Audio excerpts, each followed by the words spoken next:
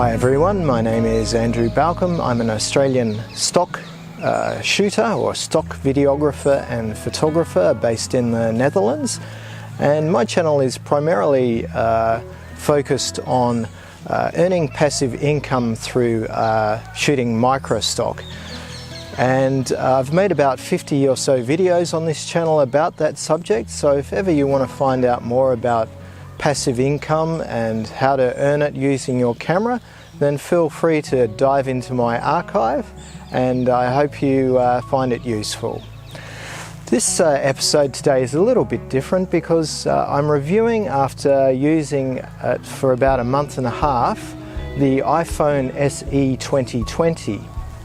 About 2 months ago it became clear that I was no longer able to use a lot of the apps on my old iPhone, which was an iPhone 5. And I'd been using that phone for at least 5 years, and it had been serving me pretty well. It was obviously outdated because there was no 4K mode for the camera or the video. And the photo camera was also a bit limited. So I'd been thinking about upgrading, but in all honesty, because I was part of the Apple system, I didn't know how I could afford an upgrade actually, because the Apple iPhone 11 and 11 Pro, they were just out of my price range. So when I saw that the iPhone SE had come along for between $400 and $500 US, I jumped at the opportunity, and it was perfect time for my iPhone to just be completely outdated. So I had all the excuses I needed to spend a little bit more money and buy a new phone. Now, using a phone for microstock could be criticized by some, but I see it as a fundamental tool for earning money, and I would not want to be without my phone when it comes to creating microstock video clips and photos. If you have seen my previous videos, you'll already know that with Shutterstock alone I've earned over $1,500 just from one video clip that I took of a poor bird that was trapped in plastic that I found on the beach during my morning walk. So having a phone that does good or excellent video and photos is essential for me to earn passive income for the future. It's a real investment into my side business. So having said that, let's get into the specs of the iPhone SE 2020. So as I said, if you want to buy this phone straight out as a one-stop investment, it'll cost you between $400 and $500. In Europe, it's probably more towards the 499 euros. Prices do seem more expensive for electronic goods in Europe. But what I've done is I've put it on a plan where I pay 30 to 35 euros a month. So what I get for that is a phone that has the same processor as the iPhone 11, which is an A13 Bionic processor. So that enables really efficient using of the interface of the phone when you want to use the different apps or if you're gaming, but it also enhances the video processing and the photographic processing of this phone, so that in actual fact you are getting similar video and photo performance as the iPhone 11. I'll go back into the specs comparing the iPhone 11 and the SE in a minute. But the storage of the iPhone SE 2020, you have a choice between 64 gigabytes, 128 gigabytes, and 256 gigabytes. The problem of doing this kind of video in a public park is that you quickly gather an audience of curious onlookers, but I don't care. I've got the 128 gigabyte storage, which is in the middle, and I think I had to just pay 5 to 10 euros more for that package. And it's well worth it, because when you're filming 4K at 60p, it uses up a lot of storage. The iPhone is very compact as well. It's only 5.45 inches long, and I'll put the equivalent in centimeters up on the screen. It's 2.65 inches wide, and it's 0.29 inches thick. And what that gives you is a really slim, easy to pocket phone. One thing I really didn't like about my old iPhone 5 was it still felt bulky, and when you put a holder on it to protect it, it became even more bulky. The iPhone 11 is even longer and thicker, and I hate carrying things that bulk out my pockets. It's just uncomfortable to wear. And so for that reason, some might call this a bit old-fashioned, the look of it, but for me it's perfect. I like the slim lines of it. And I got mine in black. I think you can have a choice of black, white or red. I just felt doing black was the best, because often I'll be in public, something will happen in front of me and I pick out my phone and video it or photograph it. And the last thing I do is want to pull out a gaudy red phone and start moving that around. That will probably attract more attention than I want. So I go for the black low-key model. And another positive of the iPhone SE is you have the thumbprint activation. So I think in a lot of the more modern phones, I'm used to the iPhone 5, which is completely archaic. In the modern ones you have, I think, face recognition to turn on your phone, but I suppose if you're wearing a mask that's not very helpful, so I can just activate it straight away using my thumbprint, which is really helpful. It can also be submerged by up to 1 meter for 30 minutes or less. So that's really helpful for me. If it's raining outside and I don't want to get my camera gear wet, I can just pop this in my pocket, and even if it's pouring down with rain, I know I can safely use it without destroying my equipment. Okay, let's get down to the cameras now, and I have to say, even though without reading the specs, knowing what this thing can do, I'm really impressed. There are a few things that I'm not too happy about.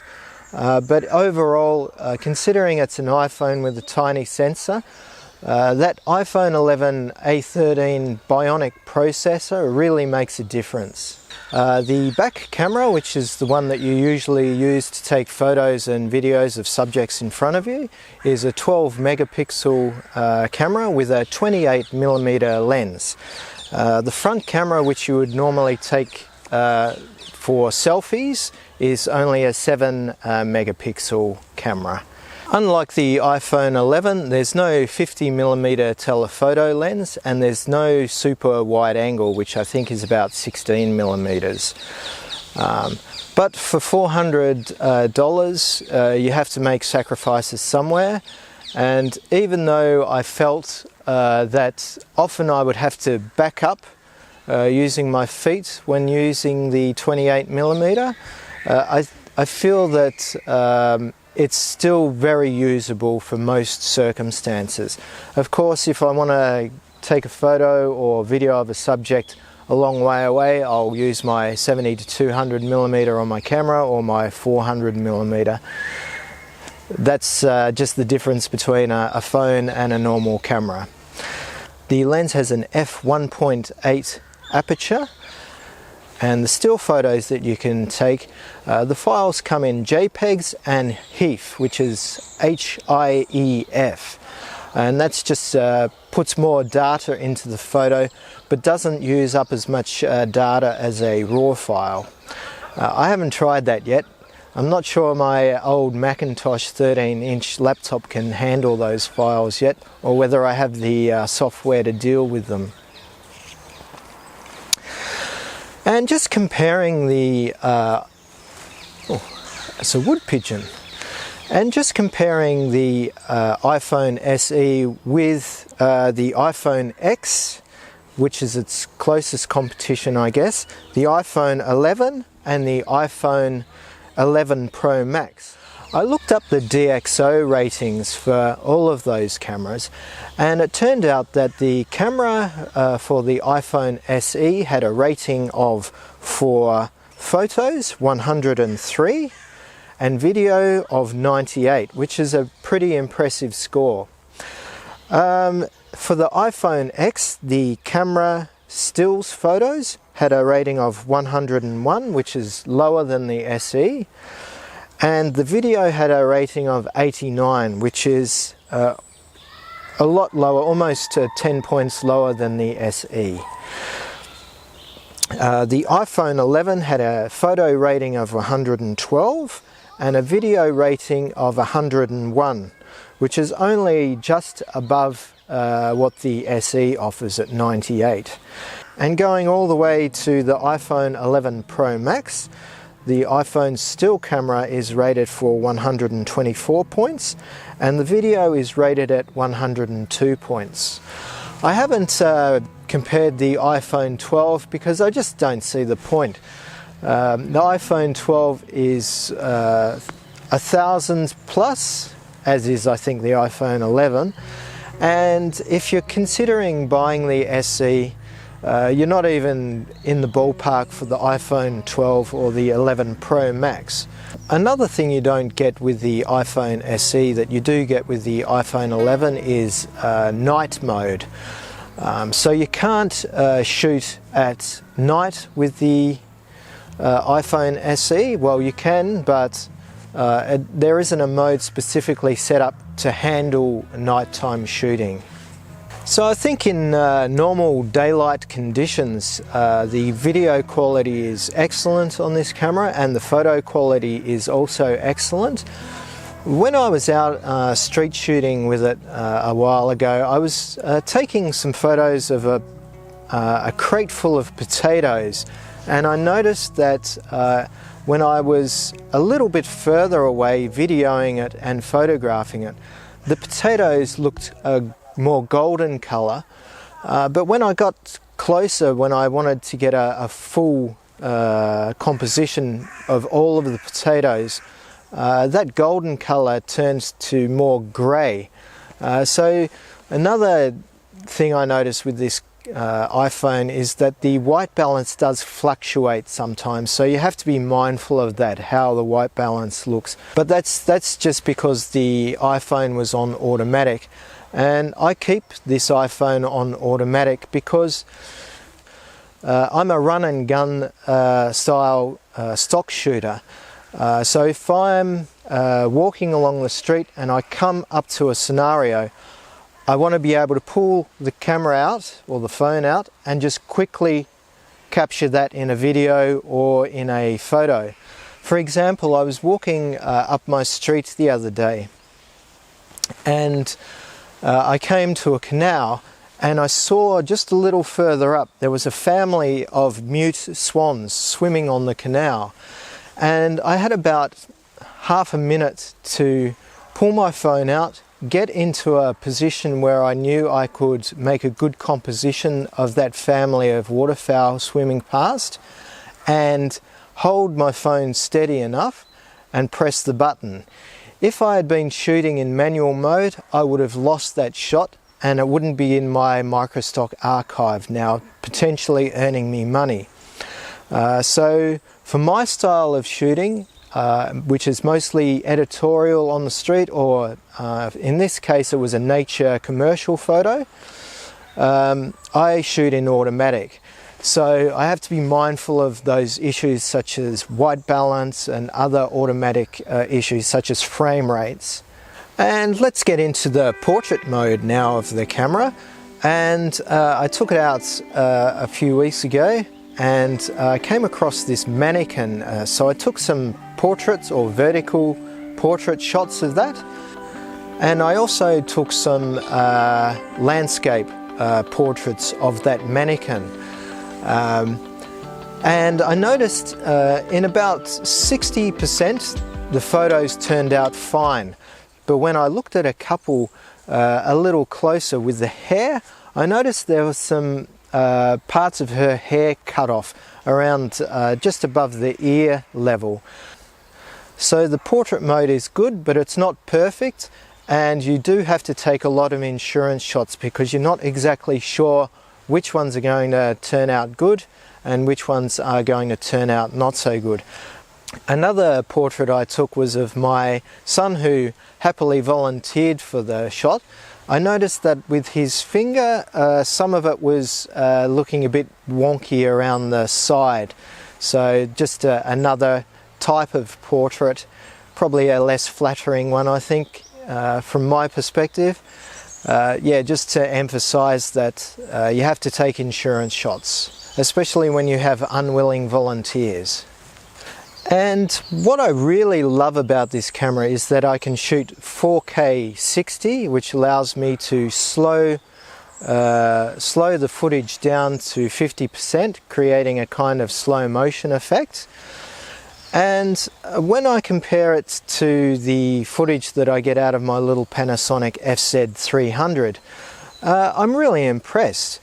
And the last 2 months or month and a half that I've had this phone, I haven't been using my 4K Panasonic because it doesn't shoot 60p anyway. And when I zoom in using the, I think it's a 28 to 600 millimeter lens, often the footage is too soft to use anyway. And the quality out of this phone is sharp and rich in color and contrast, and it controls the highlights and shadows really well. So yeah, I'm even considering selling my little Panasonic camera, but I'll think about that, whether that's a wise thing to do or not. But it's on my mind. So good is this camera. Of course, it only does 28 millimeters, so that's holding it back in comparison to the Panasonic. But we'll think about that one. Other slow modes are available as well. You can do 120 and 240 frames a second in 1080 HD. I'm not sure if I would use the 240 frames a second mode for microstock, but it's definitely great to use when you've got kids around and you can capture those little buggers as they run around and jump in swimming pools and stuff like that. It's just a great fun addition that you can use for your family. Whether it's good enough for microstock, I'm doubtful. Yeah, so over the last month and a half I've been using it as my primary video camera for microstock, and I think I've uploaded about 20 to 25 clips across several different microstock agencies, and they have been accepted. Let's talk about the optical stabilization of the phone now. And I just have to say straight out that the optical stabilization is very good. There are some limitations. If I am filming as a static position, like if I'm standing still and I'm filming a moving subject, then that is the most likely scenario that I will be using for my microstock business. Instead of panning left to right or high to low. I'm more comfortable holding still and just videoing a subject that's moving in front of me. And that way I'm pretty much guaranteed that the stock clip will get accepted without warping or distortion. And the optical stabilization of the SE is good enough to handhold video clips for as long as you want. I do video clips between 5 seconds and 30 seconds. Sometimes it takes me a couple of cuts to do a smooth one, but the optical stabilization is good enough so that it appears that the phone is being taken from a tripod, unless I've got a real jitter going or I'm not in a good enough position and my body is wobbling around. When it comes to panning left and right, it's good, but whether it's good enough for stock photography, I think it's a 50-50 hit and miss scenario. I definitely think if you brace yourself properly and you have your arms tucked in a bit and you move your body smoothly and slowly, those clips will get accepted. But there's also a risk that there will be some distortion, especially if you're moving a little bit inconsistently, like fast in 1 second and slow in the other. More controllable is when you're doing a pan from high to low. That just seems a more controllable way to create a video clip. And I've noticed that my clips doing that are a lot smoother. I've also done a couple of clips where I am holding it and videoing myself as I walk along in a forest, and also if I'm videoing myself, that is, and also if I'm just videoing what's in front of me as I walk along on a forest or on a boardwalk. And I'm not sure if they're good enough for stock photography, but they're very much good enough if you're vlogging. So if you're considering doing a vlog and you don't have the money for a video camera or a DSLR, then don't let that stop you. If you have the iPhoneSE, the optical stabilization is good enough for that. There is noticeable distortion on the side that I found, and for those reasons I don't use those sort of clips for microstock. But for vlogging, absolutely. I mean, who cares if there's a bit of distortion in the clip? I mean, they're focused on your face usually. So wrapping up this video on the iPhoneSE, I just have to say how relieved I am that I could afford a phone that can deliver the video and photos that I need for my passive income and my microstock business. I didn't want to go to Android. I'm such a technical Philistine. I know the Apple platform. I'm trapped in the Apple platform because they make it so easy and in many ways so quick and simple to use, and that suits me. I like the convenience, the 4K 60p, the excellent photos, the price, the slim line, the ease of use, the speed of the apps, the thumbprint access. It all combines to make it a no-brainer for me.